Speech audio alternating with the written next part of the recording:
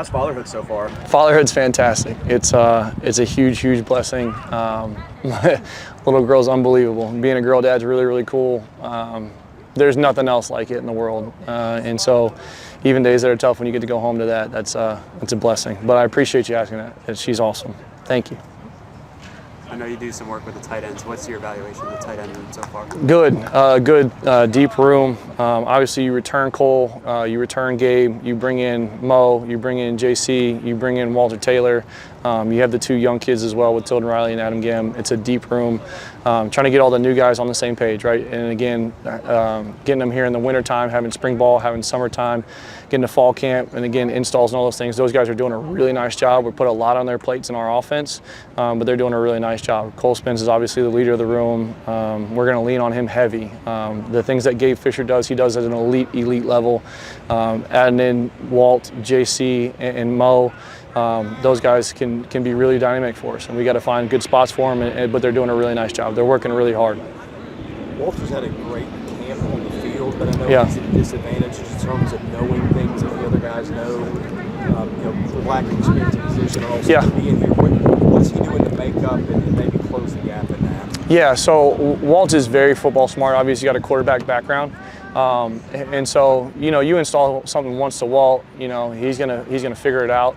And so I wouldn't say he's as much behind mentally as it is just getting the feelings that you have to have on the football field because he hasn't played the position. So seeing the coverages, identifying leverages, and then run schemes, identifying the front, the blocking combos, all those things, it's still clicking for him. But we're trying to get Walt as many opportunities as possible, as many reps as possible. He's doing a great job of when he messes something up, he comes and asks a question and he doesn't mess it up again.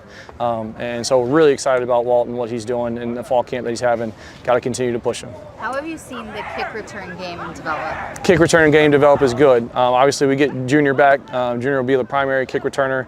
You have Evan Hampton, you have Caleb Barnett, you have James L. Lassiter back there as kick returners as well.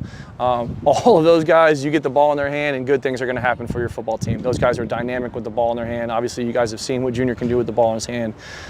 Those other guys are dynamic athletes. We get them in some space, we're going to be really good. Obviously, the cool thing about kick return too is we return almost everybody off of that unit. So it's a very cohesive unit. They know the base installs, they know the returns, and so I'm really excited about that unit and what they're going to bring. And I appreciate that question too.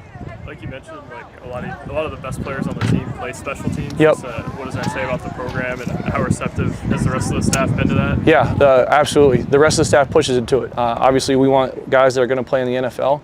One way to get your foot in the door and stay in the NFL is by playing special teams. The guys know that. Coach Lee does a great job of pushing guys to play special teams. Our best players are going to play special teams. And if you're a young guy in the program, you got to fight to earn everything you get. I can remember Nick Rinaldi, Brian Longwell, Langston Patterson, CJ Taylor, like all of those guys playing a lot of snaps on special teams as freshmen, sophomores, and then really growing into heavy players for us.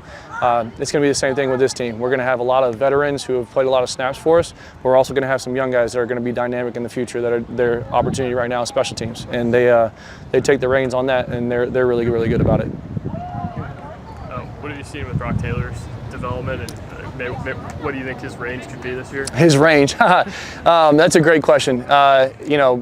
Brock can kick it just about as far as you want him to kick it. It's getting him in tune with the operation, getting the protections all right. But Brock's been fantastic. He's been continuing to work in his process. Brock's a lighter guy, so continue to have his whip and his leg speed and his ball strike. It is elite. And so we're going to continue to push Brock in the operation, get those guys together as much as possible. But when you talk about range, you can move Brock back to 60, 61, 62, 63, and he's going to feel pretty comfortable without having to change his swing a whole lot. And so, the opportunity arises this year to get him back there, we will. Is leg speed something like that you guys measure and track, or what kind of, do you have analytics that you can use there, or I'm asking for state secrets? Yeah, no, you're not asking for state secrets. I wouldn't say that we have anything other than, me and Coach Gallant see guys whenever they're coming up with leg speed in camps and things like that. We don't attach anything to them, or we don't have anything that actually measures the leg speed. in the recruiting process, but when we get out here and watch them, you can see guys that are twitchy. Obviously, if they have some athletic ability that isn't just kicking, if they play soccer, if they can do a backflip, if they can dunk a basketball, things like that you're looking for, that have that twitch, that quick twitch, that explosion that you're looking for from a kicker to have a strong leg.